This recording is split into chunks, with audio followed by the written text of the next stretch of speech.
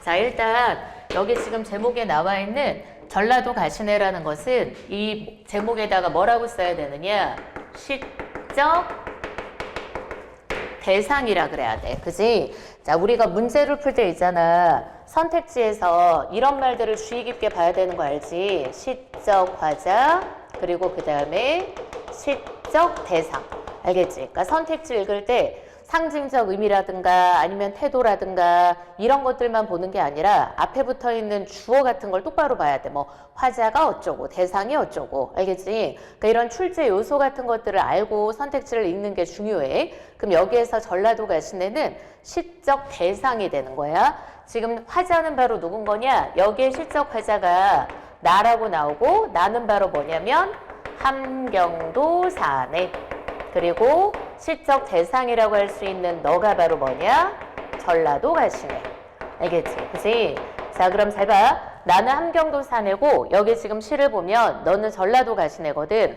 그래서 지금 이 나라는 시적 화자는 너에게 뭘 느끼는 거냐면 연민을 느끼고 그리고 위로를 해주고자 하는 신 거야. 알겠지? 그치? 그럼 이제 어떤 면에서 연민 느끼고 위로를 하는 거냐? 지금 어차피 함경도나 전라도나 어때? 같은 한반도인 거잖아. 그지? 그래서 나는 있잖아. 이 전라도 가시네에게 뭘 느낀다라고 할 수 있을까?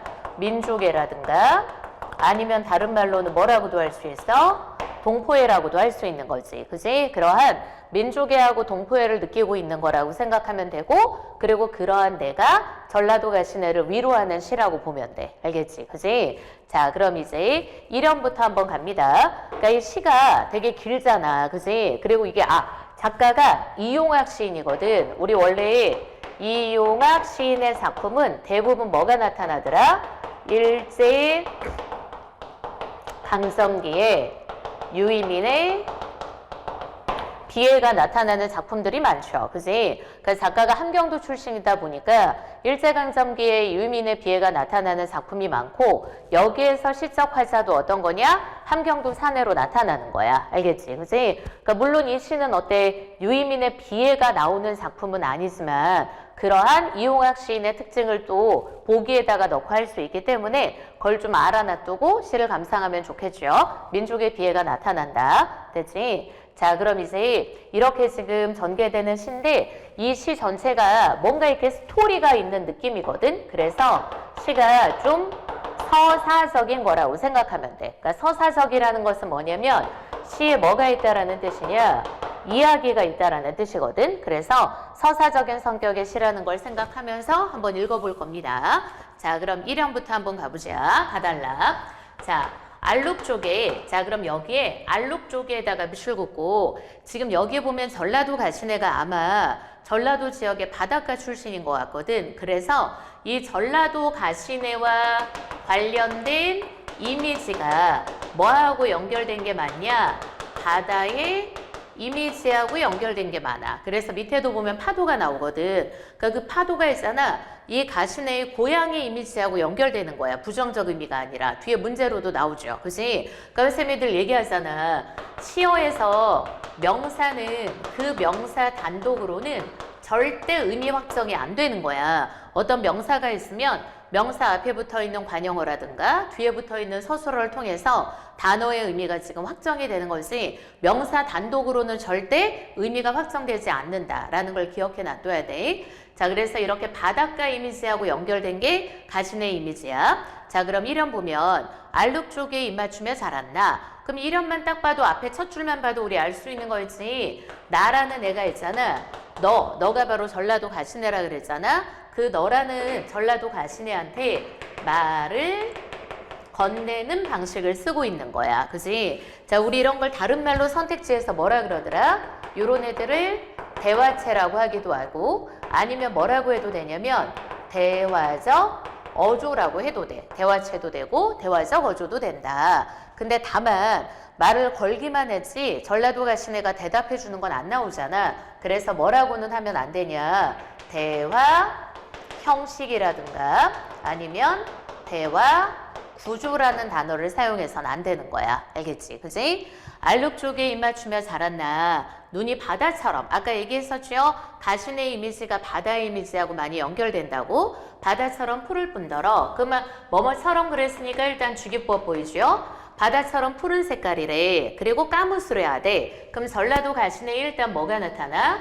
외양이 나타나지. 그지? 그러니까 그 외양을 보니까 눈은 바다처럼 푸르되 얼굴이 까무잡잡한 거야. 되게 어떤 느낌이 들까? 뭔가 이렇게 순박한 느낌. 그지? 가신의 이미지가 되게 순박한 느낌인 거야. 까무스레한 네 얼굴 가신애야 하고 부르고 있죠. 우리 이렇게 부르는 걸 또 무슨 법이라고 하더라? 이런 걸 도노법이라 그러지. 그지? 누구누구야 하고 부르는 건 도노법. 가신애야 나는 있잖아. 발을 얼구며 뒤에 보면 얼구며 나오죠. 의미가. 이 시가 또 있잖아. 아까 작가가 함경도 출신이라 그랬잖아. 그래서 전체적으로 뭐가 많이 나타나냐. 함경도 방언이 많이 나타나. 나는 발을 얼리면서 무쇠다리를 건너온 함경도산에. 그럼 잘 봐봐. 이런에 보면 뭘 해주고 있는 거냐. 인물 소개를 해주고 있어. 그 인물 소개가 바로 뭐냐. 전라도 가시네랑 그리고 그 다음 뭐 함경도산에. 알겠지? 그치? 근데 봐봐. 인물이 소개된 포인트가 좀 달라. 전라도 가시네는 뭘 통해서? 외양을 통해서 되게 좀 순박한 이미지의 모습을 보여주고 있는 거고. 그지? 그리고 함경도산에는 있잖아. 외양 묘사는 안 나와. 자기가 발을 얼리면서 무쇠다리를 건너왔다 그랬잖아. 그러니까 아마 뭘 드러내는 거냐? 지금까지의 진한 여성이라든가 역경 같은 것들을 통해서 본인이 그것들을 어떻게 해왔다? 인내해 온 사람이라는 거야. 그걸 통해 강인한 이미지를 알 수 있는 게 바로 함경도산의 이미지라고 할 수 있겠지. 그지? 그럼 이게 바로 1연인 거야. 인물 소개가 끝났어. 자, 이제 2연으로 갑니다. 바람소리도 호개도. 호개가 뭐면은 뒤에 나와 있어. 호가라고 해서 거기 이제 중국 얘가 이제 어떠냐? 함경도에서 지금 간도로 어떻다? 두만강을 건너온 거야. 그때 이제 뭔가 되게 공포스럽고, 그지? 두렵고, 이런 이미지들이 있겠죠? 그게 바로 호개야. 호개도 이제 무섭진 않다만, 그럼 그 말은 무슨 말일까? 과거에는 무서웠다는 거야. 근데 지금은 어떻다? 무섭지 않다는 거야. 왜? 너무 많이 듣고 너무 많이 겪어왔기 때문에 우리 왜 이럴 때 쓰는 단어가 바로 내성이라 그러잖아. 그러니까 얘도 내성이 생긴 거야. 그치? 그러니까 나는 산전수전 공중전까지 다 겪었다. 그만큼 힘든 일 여러 가지 어때? 장애물이나 실현 같은 것들을 견뎌내면서 왔다는 거야. 그래서 그 정도 따위 별거 아니야. 무섭지 않지만 어두운 등불 밑에, 그럼 어두운 등불에다 세모해야죠. 당시의 상황하고도 연결돼. 안개처럼 자욱한 시름. 그럼 잘 봐봐. 안개처럼 자욱한 시름을 달게 마시련만. 여기 지금 표현상의 특징과 그 의미를 한번 살펴봐야 되겠지. 자, 일단 보면 시름 보고 안개처럼 자욱하다 그랬어. 그러니까 무슨 법? 지류법이 나타나. 그지? 그리고 또 보면 시름이라는 것은 어떤 대상이더라? 요건 추상적인 대상인 거잖아. 근데 그것을 구체적인 이미지로 자욱하다라고 표현했고, 그리고 자기가 어떻다? 그것도 달콤하다고 생각해서 마시겠다 그런 거야. 그럼 지금 어때? 우리 많이 봤었던 거죠? 추상적인 관념을 구체적으로 형상화한 표현이 바로 요게 되는 거야. 그지? 그럼 시름을 달게 마신다라는 의미는 뭘까? 야, 그 정도 시름? 나 기꺼이 인내할 수 있어. 그럴 만한 의지하고 강인함이 있어. 이 말인 거지. 그지? 그러니까 본인이 앞으로의 시름도 지금 뭐 하겠다? 인내하겠다라는 의지를 보여주는 거야. 그지? 야, 이제까지 나 산전수전 공중전 다 겪었어. 그리고 자욱한 시름도 나 달게 견딜 수 있어. 그런데 이 북간도 술막이라는 곳은 어떤 공간이냐? 너무 무시무시한 공간이야. 어디서 흉참한 기별. 그지? 그러니까 흉참하다라는 게 무슨 말일까? 흉흉한 거잖아. 어디선가 있잖아. 흉흉한 소식이 갑자기 들려와도 이상하지 않은 공간인 거야. 그지? 그러니까 뭔가 느낌이라는 게 있잖아. 사람들이 어떻다. 이 정도 되면 어떠니 어느 공간에 있을 때 뭔가 촉이 올 거 아니야. 여기가 어떤 공간이라는. 근데 어디서 흉흉한 소식이 들려와도 전혀 이상할 것 같지 않은 되게 무시무시한 공간이 바로 뭐냐? 북간도 술막인가 봐. 두꺼운 벽도 이웃도 못 믿겠어. 그지? 그럼 두꺼운 벽도 이웃도 못 믿는다는 건 무슨 말이냐? 아무도 신뢰할 수 없는 거잖아. 내가 무슨 얘기를 주고받았는데 어때? 누군가가 들어서 꼰질릴 수 있는 거고, 그치? 내가 믿었다고 생각해가지고 이 사람한테 내 진심을 털어놨는데 또 이 사람이 어디 꼰질러가지고 내가 어디 잡혀갈 수도 있는 거고, 그죠? 그러니까 그만큼이잖아. 이 북한도 술막이라는 것은 어떤 거냐? 뭔가 인간적인 신뢰라는 게 형성되기 어려운 공간이 바로 뭐다? 북한도 술막이라는 공간인 거야. 그지? 근데 거기에서 누굴 만난 거야? 내 동포를 만난 거잖아. 그지? 그리고 전라도 가신 애를 만났는데 아이가 너무 가엾어 보이는 거지. 그래서 그 가엾은 아이한테 연민을 느끼게 되는 거야. 됐죠? 자, 그럼 이제 이어는 요거 좀 지우고 할게요. 이어는 지금 뭐가 소개된 거냐? 본인이 있는 공간적 배경이 소개된 거야. 그 공간적 배경은 바로 어떤 곳이냐? 북한도 술막이란 곳이다. 알겠지? 그지? 그래서 그 북한도 술막이라는 곳은 어떤 곳이냐? 너무 무시무시한 공간인 거야. 알겠죠? 그죠? 그러니까 뭔가 이렇게 두렵고 그리고 공포스럽고 되게 흉흉한 공간이 바로 뭐다? 북한도 술막인 거야. 그지? 자, 그 다음 사면으로 갑니다. 온갖 방자의 말을 품고 왔다. 그럼 잘 봐봐. 여기에서 있잖아. 주어가 누군지를 생각해 볼 필요가 있다. 누가 주어인 거냐면 지금 봐봐봐. 방자의 말을 품고 온 거는 누군 거 같아? 나인 거 같죠? 그래서 나, 즉 함경도 사내가 뭘 품고 온 거냐? 온갖 방자의 말을 품고 온 거야. 그리고 게다가 있잖아. 나는이지 주어가 또 나야. 무엇을? 눈포래. 눈포래도 사투리죠? 눈보라를 뭐하고 온 거냐?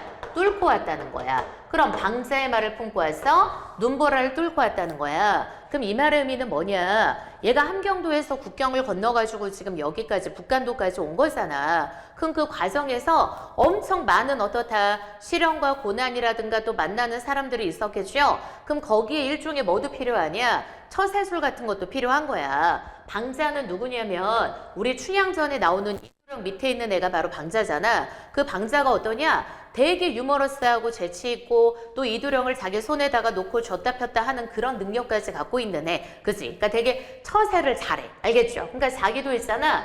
여기까지 오려면 그냥 무뚝뚝하고 유연하지 못한 인간이면 여기까지 못 오는 거야. 본인이 그만큼 뭘 하면서 이런 방자의 말을 통해서 처세를 하고, 그지? 그리고 그 다음에 어때? 뭔가 여기 좀 유머까지는 아니겠지만 그런 것들을 쓰면서 왔다는 거야. 그러니까 세상 사는 줄 아는 인간인 거지, 한마디로. 알겠지? 그지? 막 고지식하고 막 이런 게 아니라 지금 세상 살 줄 아는 애인 거야. 사회성이 있는 애. 그럼 나 그렇게 해서 왔어. 그리고 눈보라를 뚫고 왔다는 건 무슨 말인 거야? 그만큼 시련과 고난을 견디면서 왔다는 거야. 그지? 가시네야. 너의 가슴 그늘진 숲속 기어간 오솔길을. 그럼 역시 디귿도 바로 뭘까? 너의 가슴에 그늘진 비 숲속을 기어간 오솔길이라는 것은 바로 어때? 전라도 가시내의 아마 어두운 내면을 의미하겠죠? 그 어두운 내면이라는 것도 바로 뭐에 해당하는 거야?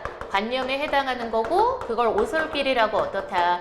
구체화해서 표현한 거야. 아까 우리 시름을 달게 마시름만 했던 거 기억나죠? 얘도 똑같이 관념의 구체화야. 그럼 너의 가슴에 있잖아. 그늘진 숲속을 기어간 오솔길을 나는 헤매이자. 그럼 내가 헤매이겠다라는 것은 여기에서 헤매이자만 밑줄 그어놓고 방랑이라든가 방황이라고 하면 절대 안 되겠죠? 우린 항상 시어의 의미를 해석할 때 뭐라 그랬었더라? 문맥을 보라 그랬잖아. 그럼 내가 헤매이겠다라는 것은 무슨 말인 거냐? 너의 무엇을 알고 싶다는 거야. 가슴 아픈 사연을 알고 싶다라는 거야. 알겠지? 너 무슨 사연이 있어서 전라도에서 여기까지 왔니? 약간 이런 느낌인 거야. 그치? 그러니까 우리 그렇잖아. 대상에 대해서 뭘 가지면 관심을 갖고 싶고 관심이 있으면 그 사람의 뭘 듣고 싶은 거야? 사연, 이야기를 듣고 싶은 거잖아. 관심 없으면 어떠니? 그거 듣고 싶지 않아. 그래서 지금 얘가 관심이 생기니까 어떤 거야? 쟤는 도대체 무슨 사연으로 여기까지 왔을까 싶으니까 그 그늘진 가슴 속을 내게 헤매이자라, 내가 헤매이자라고 한 거야. 그지? 너의 사연을 듣고 내가 너를 뭐 해주고 싶다? 위로해주고 싶다. 이 말인 거야. 그지? 그리고 술을 부어 남실. 그럼 남실이라는 뭘 썼을까? 음성 상징어를 사용하고 있는 거죠. 의태어야, 의태어. 남실남실 수를 따르어서 가난한 이야기에 고이 삼겨다오. 그럼 잘 봐봐. 지금 아마 전라도 가시네가 이 술막에서 뭘 하고 있어? 술 시중을 하고 있는 거야, 어린애가. 그럼 이제 그 술 시중을 하는데 아마 지금 여기 있는 시적 활자도 여기에서 머물면서 술을 먹고 있나 보죠. 하룻밤 머물면서. 그러면서 가시네하고 뭘 하는 거냐? 대화를 하고 싶다라고 하는 거야. 너 얘기 좀 해봐. 나도 내 얘기 해줄게. 그치? 원래 우리 왜 그렇잖아. 대화라는 것은 어떠니? 일방적이지 않고 상호적인 게 돼야지만이 어떤 거야? 그 원활한 관계를 형성할 수 있는 거잖아. 그러니까 내 얘기 해줄게. 여기에서 가난한 이야기라는 것은 바로 누구의 이야기야? 나의 이야기가 될 수 있는 거지. 그치? 자, 그래서 내 이야기에 고이 잠겨다오. 나 너 이야기 듣고 싶어. 너도 내 이야기 들어줄래? 이 말인 거야. 알겠지? 그치? 그래서 사면에서 본격적으로 내가 전라도 가시네하고 대화하는 게 나타나는 거야. 그래서 여기에서 가시네에 대한 이제 어때? 위로가 여기서부터 본격적으로 시작된다고 보면 돼. 그지? 자, 그리고 사연. 그럼 이제 가시네의 사연을 들었나 봐. 그렇게 술을 마시면서 너가 두만강을 건너왔다는 석 달 전이면 그럼 가시네의 사연 나오죠? 여기 온 지 얼마 안 된 건가 봐. 두만강 건넌 게 바로 석 달 전이었대. 그 석 달 전이면 단풍이 물들어서 천리 또 천리 산마다 산마다 불탔을 겐데 그럼 지금 천리 또 천리 그랬으니까 어때? 같은 시어, 단어 시어라고 하자. 시어의 반복을 통해서 운을 형성하는 게 보이죠? 천리 또 천리 산마다 불탔을 텐데 그러니까 여기에서 산마다 단풍이 불탔을 거라는 것은 무슨 말인 거냐면 단풍 든 산이 매우 아름다웠을 텐데 이 말인 거야. 야, 너 두만강 건넜을 때쯤이면 또 거기에 또 얼마나 또 아름다운 풍경들이 있겠니? 그치? 단풍 든 산. 절경이 기가 막히겠죠? 근데 그렇게 아름다운 산들이 있었을 텐데 너는 어때? 지금 고향 떠나서 여기까지 오느라고 그런 풍경도 못 즐겼지? 이 말인 거야. 그렇게 했을 텐데 그래도 외로워서 슬퍼도. 그러니까 외로워서 슬퍼서라는 건 무슨 말인 거냐? 누구 입장? 가신의 입장에서는 이러한 아름다운 풍경도 전혀 뭐가 되지 못하는 거냐? 위로가 되지 못했을 거라는 거야. 그걸 누가 추측해 보는 거야? 나가 전라 그 함경도 사내가 추측해 보는 거죠. 그래도 외로워서 슬퍼서 초마폭으로, 초마가 치마예요. 함경도 방언을 많이 쓴다 그랬지? 초마폭으로 얼굴을 가렸더냐. 너 너무 지금 슬퍼서 그 아름다운 풍경도 못 봤지? 그지? 나 너에게 공감해. 너 너무너무 지금 서러웠을 거야. 두나 두밤을 두루미처럼 울어. 앞에 뭐가 똑같이 반복되고 있을까? 두라는 글자가 반복되고 있죠? 그래서 뭐라고 할 수 있냐? 동일한 음절이라고 해도 되고 두니까 아니면 디귿으로 똑같이 계속 시작하고 있잖아. 그래서 음운이라고 해도 돼. 알겠지? 그래서 동일한 음절과 혹은 음운의 반복을 통해서 운을 형성하는 게 보이지? 그럼 두나 두밤을 두루미처럼 울어. 그 울음이라는 건 어때? 정말 서럽고 슬픈 가시네의 진심을 담은 울음이겠지. 그렇게 울어. 불술기 뒤에 보면 해설 나옵니다. 기차인 거야, 기차. 구름 속을 달리는 양 유리창에 흐리더냐. 그러니까 유리창에 흐린 이유는 바로 뭘까? 요거겠죠? 가시네가 무슨 눈?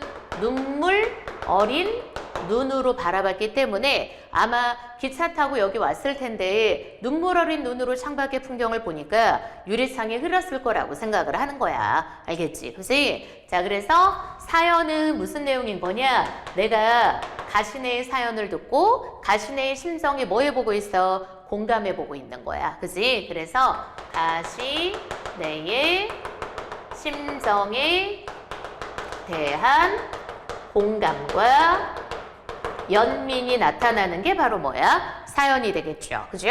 그리고 뭐뭐 하더냐 하고 계속 뭐가 반복되고 있을까? 의문형 어미. 그지? 그래서 의문형 어미의 반복도 나타나죠. 자, 그 다음 이제 오연입니다. 찰싹. 그럼 여기 찰싹에도 뭐가 나타나? 음성 상징어가 나타나죠. 요건 소리. 의성어야, 의성어. 파도 소리. 그리고 뒤에 문제 나온다고 아까 했었잖아. 그러니까 이게 파도라고만 해서 시련과 고난 이렇게 생각하면 안 되고 전라도 가시네 이미지가 바닷가 이미지인 거잖아. 그래서 여기에서 파도 소리라는 것은 바로 어떤 거냐면 가시네의 고향의 이미지라고 해야 돼. 그래서 찰싹 파도 부서지는 파도 소리에 취한 듯. 그럼 취했대잖아. 그러니까 거기에 지금 어떤 거겠어? 마음이 가는 거야. 취한 듯 때로 싸늘한 웃음이 소리 없이 새기는 보조개. 그럼 싸늘한 웃음이라고 했는데 그럼 봐봐봐. 여기에서 싸늘한 웃음이라는 것은 바로 어떤 거냐면 내가 지금 너 전라도 가시네하고 대화를 나누고 있잖아. 그러니까 선생님 생각에는 나라는 사람은 어떤 사람이냐. 아까 방자의 말을 품고 왔다라고 하는 거 보니까 되게 이게 말로 있잖아. 사람의 마음을 어루만질 수 있는 재주가 있는 사람인 것 같아. 그래서 나는 이제 전라도가 가시네 사연도 들어주고 가시네한테 얘기를 하면서 적절하게 가시네가 좀 웃을 수 있도록 해주는 거야. 그래서 가시네가 뭐냐? 싸늘한 웃음을 웃고 있는 거죠. 그치? 그러니까 그 싸늘한 건 뭐야? 완전히 뭐 한 건 아니니까. 지금 가시네가 행복한 건 아니잖아. 그러니까 중간중간에 어때? 내 말과 내 유머 같은 걸 들으면서 싸늘하게 웃고 있는 거야. 싸늘한 웃음이 소리 없이 새기는 보조개. 그래서 주의할 점. 자, 칠판 봐. 요 싸늘한 웃음이라 그래서 가시네의 태도가 냉소적이다 라고 하면 당연히 안 되겠죠. 그치? 내 말을 듣고 가시네가 웃어주는 거야. 됐죠? 그리고 가시네야 울뚜들뚜 울지 않는 전라도 가시네야. 그럼 얘도 어떠니? 울뚜들뚜 여기도 똑같아. 울 하면서 어떻다? 동일한 음절의 반복, 의문의 반복. 아까 있었지? 울뚜들뚜 울지 않는 건 가시네도 뭐냐? 이왕지사 여기 온 거, 그지? 그러니까 우리 일제강점기 때 나온 뭐 문학작품 같은 경우 보면 옛날에는 어때? 딸을 귀하게 생각하지 않으니까 가난한 집에서는 팔 게 없는 거야. 그러니까 그냥 딸을 팔아버리는 거야. 아마 정확하게 모르지만 아마 가시네도 어떤 것 같아. 이 북간도 술마까지 팔려온 것 같단 말이야. 그럼 얘도 어떻다? 이왕지사 여기 온 이상 어떻게든 견뎌야 될 거 아니야. 그래서 참아보려고 하는 것 같아. 울뚜들도 놀지 않는 전라도 가시네야. 두어 마디 너의 사투리로, 전라도 사투리로, 그지? 그러니까 고향의 이미지를 느끼게 만들어주는 거야. 때 아닌 봄을 불러줄게, 뭐뭐 할게 하는 게 바로 뭐?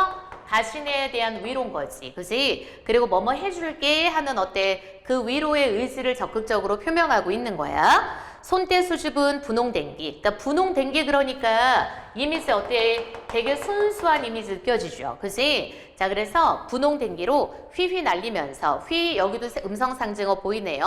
잠깐 너의 나라. 그러니까 여기서 말하는 너의 나라라는 것은 지금 조국이라기보다는 더 정확하게는 뭐라고 하는 게 좋냐? 너의 고향이라고 하는 게 좋은 거야. 알겠지? 그치? 그러니까 여기에서 정말 뒤지게 고생을 하고 있는데 나하고 대화를 나누고 이렇게 술을 따르고 있는 이 동안만이라도 너 고향을 좀 느껴봐. 위로를 좀 해주고 있는 거야. 그치? 자, 그래서 오연에서도 지금 뭐가 나타나고 있는 거야? 가시네에 대한 뭐다? 연민과 위로가 나타나는 거. 됐지? 자, 이제 유견 마지막 연으로 갑니다. 자, 그럼 읽고 얼음길이 밝으면 그럼 봐봐봐. 얼음길에다가 세모 표시해야죠. 그럼 얼음길이라는 것은 바로 뭘 뜻하는 거냐? 함경도 사내가 앞으로 걸어갈 길을 말하는 거야. 그럼 함경도 사내 입장에서는 본인이 갈 길이 어떻다? 얼음길이라는 건 알고 있는 거지. 그래도 가겠다는 거야. 그러니까 그만큼 이 함경도 사내는 이미지가 어떠냐? 되게 강인한 이미지로 나타나. 얼음길이 밝으면 하고 가정했죠. 나는 눈포래, 아까 눈포래가 눈보라라 그랬잖아. 휘가 마치는 벌판이라는 것은 부정적 상황이잖아. 거기에 나 우줄우줄 나설 거야. 그럼 우줄우줄이라는 의미 나오잖아. 얘도 음성상징어야. 그러니까 나는 어떻다? 아무리 힘든 일이 있어도 나는 내 길 가겠다 이거야. 그지? 되게 강인한 이미지가 느껴지는 거야. 그리고 노래도 없이 사라질 거다. 자욱도 없이 사라질 거다. 그럼 그 말은 무슨 말인 거냐면 본인이 노래도 남기지 않고 자욱이라는 것은 자취라고 할 수 있는 거죠. 본인이 그런 자취도 남기지 않고 사라질 거라는 것은 무슨 말? 약간 이런 느낌이잖아. 영화로 하면은 막 눈보라가 막 치고 있어. 막 히말라야 같은데. 그럼 그 눈보라 치는 그 히말라야 그 속으로 본인이 어떻다 가는 거. 알겠지? 영화에서 그런 거 찍는 거 있잖아. 근데 걔가 진짜 사라진다기보다는 어떤 거니? 그때 사라짐이라는 의미는 본인도 어떻다. 앞으로 자기 앞에 어떤 일이 벌어질지 모르지만 그렇지만 그 힘든 일임에도 불구하고 자기가 원하는 걸 따라서 가겠다라는 뜻인 거야. 알겠지? 그치? 그래서 마지막에 유견은 뭐가 나타나는 거냐면 함경도 사내에